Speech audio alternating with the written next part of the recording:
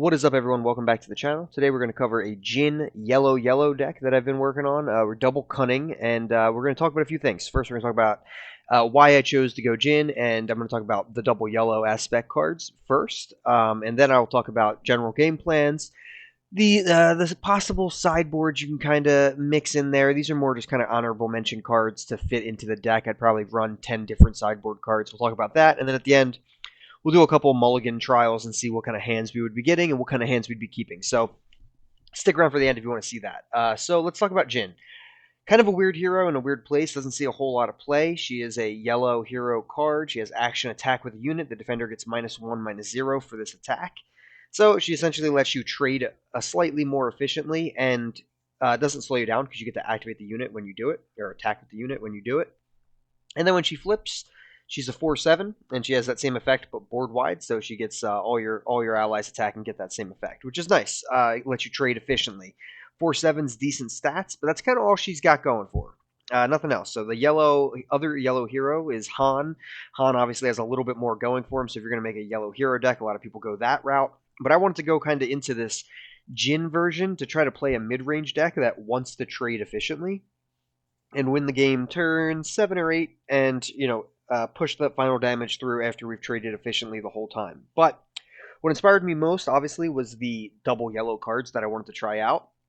And when I looked at these double yellow cards, they really seemed like anti-control cards. And I'll explain why, and I'll go through each of them now. So first up is Bodie. So he is a 2 yellow, double yellow, obviously through drop 3/3. When played, look at an opponent's hand and discard a non-unit card from it. So the reason the reason I think they're anti-control cards, and the reason I think that really helps us, since we're a mid-range deck, control should shut us down a lot of the times. But this is one of the main cards why I think it's an anti-control style yellow effect that Cunning, Bodie, and even the Cantina Bouncer have. But let's look. So when, like I said, we look at the opponent's hand and we can discard a non-unit card, let's talk about two different options that come to my head as soon as I'm talking about anti-control. So the first would be, you have initiative on turn 2 when you can play a unit that costs 3 or more, or 3 or less, and you play Bodie. You look at an opponent's hand, they're most likely about to play Resupply. So we're all familiar with Resupply. It essentially lets you put that card down as a resource and ramps that opponent up further into the game plan. So we instantly can discard that card, which is huge. Stops their ramp ability, which is really good. They also might just be playing a Sentinel, so that's fine. But if they do have Resupply, they'd probably be playing it that turn or the turn after, so we want to hit that as soon as possible. Bodie lets you do that really well. That does require you to have the initiative if they were about to play it, so that's not always going to happen, but it's still solid. Second reason is really just big events, right? So control decks are funded and really make their living on removal, right? Events that are going to get rid of your big targets, your big units that are going to be swinging high damage at their base, or they really like to play Sentinels. So we can't deal with Sentinels from Bodie, but what we can do is we can deal with some of that removal, mainly Overwhelming Barrage, right? We can discard the Overwhelming Barrage, which will give us a clearer path to victory because they won't have a massive removal card in their hand. There's other removal as well, right? I'm thinking Palpatine or Vader decks. There's plenty of other removal cards. You can even branch Bodie off into upgrades, right? So you could discard Vader's Saber in order to not give them that extra attack, plus the effect of dealing 4 damage when it gets played, etc., etc. So Bodie has a ton of versatility, and I really like him because he has a good effect anytime in the game, right? If you look at this deck, you look at Fleet Lieutenant, Falcon, and Bodie. All 3 of these 3-drops are versatile everywhere. As soon as they come out, that turn that they come out, they do something, right? And Bodhi's might be the most powerful of all. Then we move on to Cunning.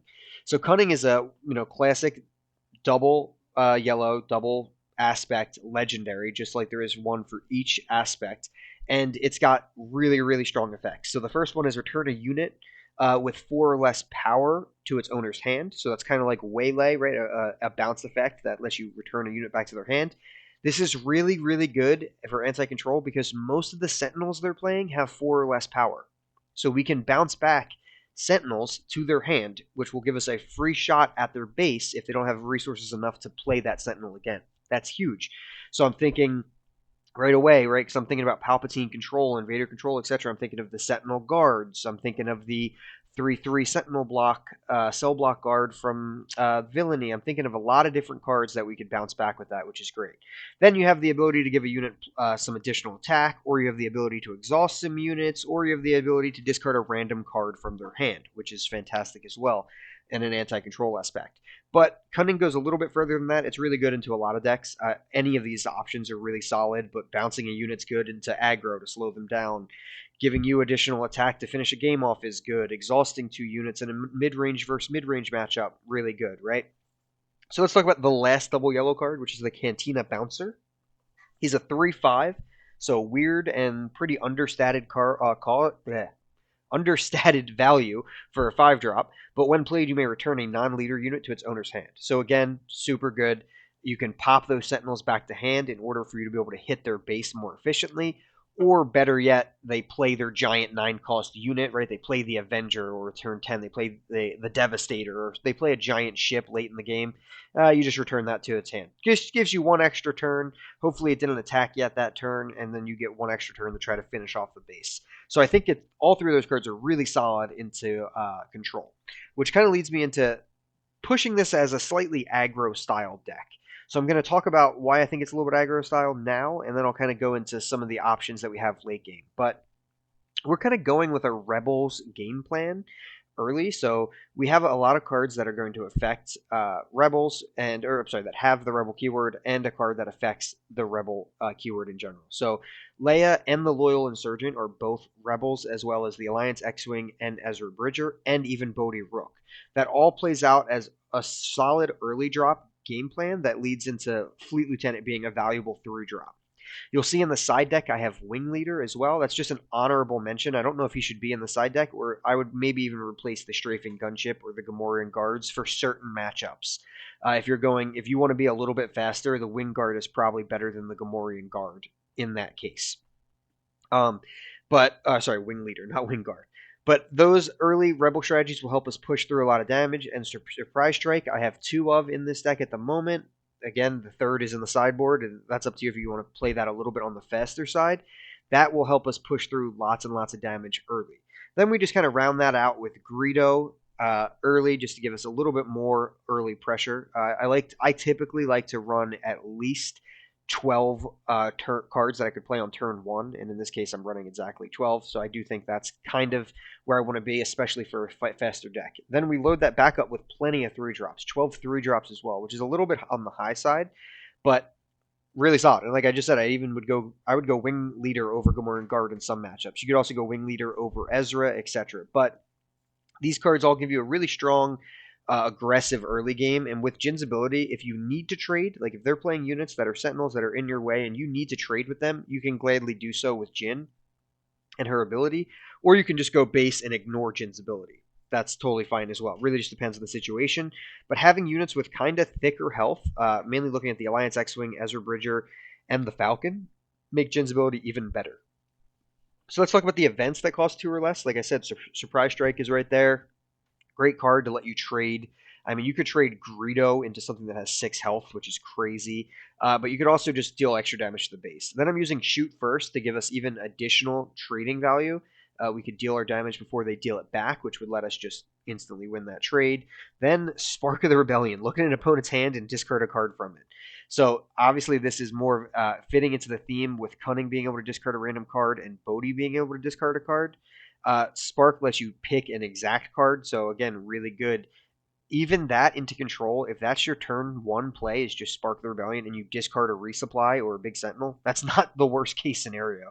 So it's another card that could be played outside of your units on turn 1, which is kind of cool. But late in the game, it's really, really good, right? And it can hit units, it can hit anything. So making them, hopefully they resource one of their big ships, and now they're pulling out the last big ship, you just discard that. But it's just a versatile card. You could go on forever with examples.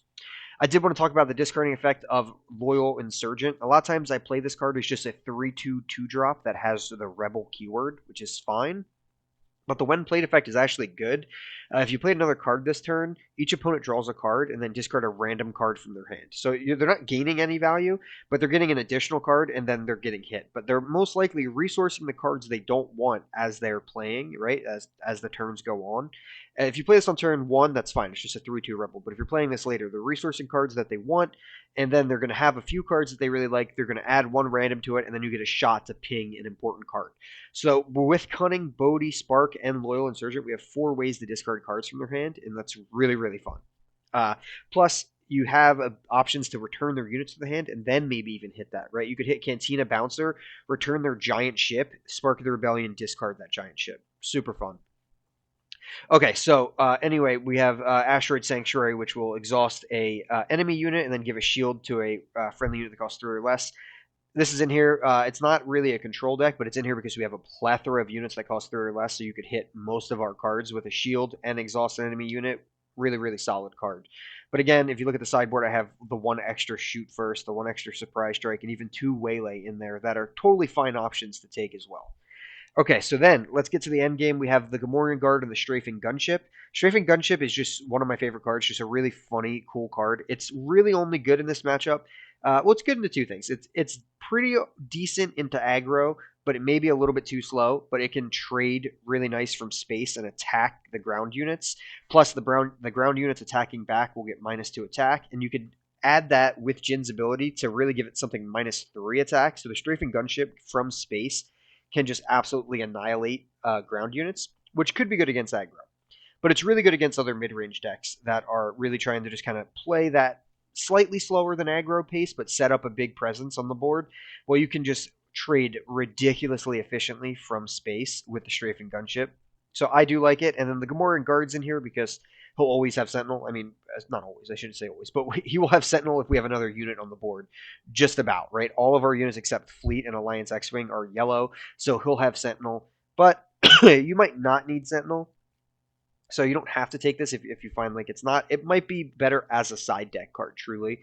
Going to a tournament, seeing if you need Sentinel in a matchup, right? But we don't have any in here besides him, so I'm keeping him in the main deck for now. Talked about the Cantina Bouncer, and then I got Lando and Han. So we need some kind of finishing power, and yellow doesn't offer a ton. Lando's a weird one, but he's got Saboteur, so he can get around those pesky Sentinels, and he can return 2 friendly resources to your hand. So that ability hasn't been used a whole lot. I haven't seen people really run Lando, but it's a pretty interesting one. And I think we have such weird and versatile cards in this deck that it's actually pretty cool. You could return Bodie to your hand, so then play him later in the game to get a really good discard. You could, resource some of our early events, and then if you can get them back, that'd be really good with Lando. But really, the Saboteur and 6 attack is why he's in the deck. We need some finishing power to get through to the enemy base. So Saboteur lets us ignore those pesky Sentinels and get straight to the base for 6 damage. If we buff it with Surprise Strike or Cunning, it's a lot of damage to base. Then the Trading Master himself, Han Solo, with Ambush, and he deals his damage first, so he has like the built-in shoot first effect, is really, really solid. He's a 6/6, 7 cost, so he will just let us come out, instantly do something as soon as he hits the board. One thing I really like about this deck is that a lot of these cards do something on play, so they have impact immediately, right? Lando, not as much, even though he does let you get some cards back to your hand, but Han murders something, Cantina Bouncer bounces something, Bodie returns something, Fleet lets you attack with extra power, Falcon comes out ready, Leia can exhaust a ready resource, or exhaust an enemy unit or ready one of your resources, but she can exhaust any unit, even the biggest. There's just a lot going on that I feel like is super efficient. So the rest of the sideboard is just kind of honorable mentions, as I've been saying. They could fit into this deck easily. 3 Wing Leader would be kind of going all more into the aggro-y side with the early Rebels. I think it's a really, really solid card. And we have 9 Rebels here in the first turn category: Leia, Loyal, and Allegiance. So I think he's a really solid slot. I just think if you look at this deck and you look at the 3 drops that we could run, he is a hard sell. I mean, there are some really, really good 3 drops. If you don't have Falcon, I would suggest going with Wing Leader. I think that's a nice fix because then the only legendary you need is Cunning for this deck. So that's one thing. I don't think Falcon's necessary. I just think it's really good. And then I got the Syndicate Lackeys at the end. They're just a 5/4 Ambush yellow card. Just a solid card. Ambush immediately does something on play. Hits any of those pesky Sentinels. Hits some big target that's going to try to trade into you. Just really solid. all that kind of culminates, and then we didn't really super talk about Jyn as a hero, but she fits in with a lot of these cards because she can let you trade even more efficiently, right? If strafing's on the board, you can trade more efficiently, which is great. That ambush card lets you trade a little bit better with Jyn as a leader, etc. So I think it's a super fun deck. I think Jyn sticks on the board decently because she has 7 health, and I think you have a ton of weird and fun synergy of hitting their hand. I'm really excited to see where yellow goes going forward because there's already some of my favorite events. Surprise Strike, Spark the Rebellion, Cunning. These are some of my favorite events in the game. The more events we get, and if we get any more finishing power, if Lando's not terrible, but there's definitely better cards coming in my mind that could tack onto the end of this deck that could be even better. So that's the base concept of the deck. That's what we're going for. That's a rundown of all the cards. I'm going to do a couple quick mulligan hands just to see what I'd be keeping and what I'd be playing on the turn 1, etc. Let me know what you guys think of the deck if you don't want to stick around for that. In the comments below, just let me know what you guys think, what you tried, what cards I'm really missing out on here, and what you would want to add to a Jyn double yellow deck. So let's jump on over and check out some sweet mulligan stuff. All right, so this is obviously Swoo DB. Shout out to those guys. Let's draw 6. So we've got Fleet, Strafing, Asteroid Sanctuary, Bodie, Cunning, Asteroid Sanctuary. So don't have a 2-drop, so we would mulligan that hand. We would draw 6. Much better. We got Greedo, Leia, Bodie, 2 Spark of the Rebellion, and an Asteroid Sanctuary.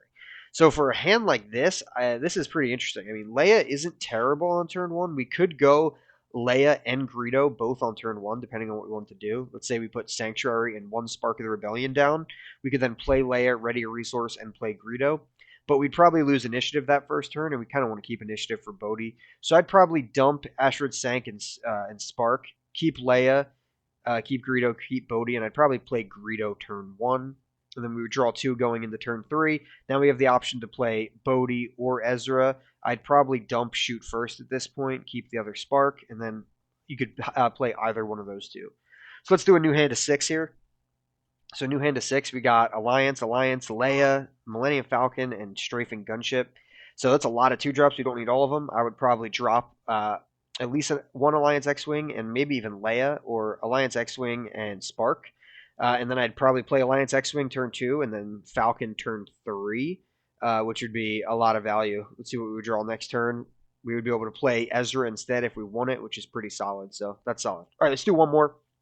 So we're going to draw 6 here. We got the Loyal Insurgent, Spark, Millennium Falcon, Bodie, Asteroid Sanctuary, and Han. I think it's too early to keep Han. I'd probably pitch Han and Asteroid Sanctuary, and we have a nice curve of Loyal into either Falcon or Bodie, and that's always good. I mean, Falcon's good in this deck since we have so many 3-drops. Even if you have to pay that resource the next turn, you want to keep him on board, you can do that and still just play one of your 3-drops. So we would probably go Loyal Insurgent on turn 1.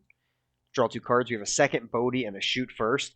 I'd probably keep the second Bodie, honestly. I think he's one of the best unique characters to play a second of. So I'd probably dump Shoot first. At that point, I would have Han, Asteroid Sanctuary, and Shoot first as resources. Again, we're running Lando, so we can get those cards back if we want. In turn 3, I'd play Falcon. Going into turn 4, as I draw 2 more, we'd have the option to play the Gamorrean Guard if we wanted to sack the Falcon, but I'd probably keep Falcon and go with either Ezra or Bodie. And we're off and cooking. We have a decent size board going, and we're discarding cards, and we're swinging damage. So that's kind of the deck, guys. Hopefully you enjoyed it. If you guys give it any runs, let me know what you changed, what you used, what's going on with it, and how you feel about the deck. And as always, just keep on winning some games.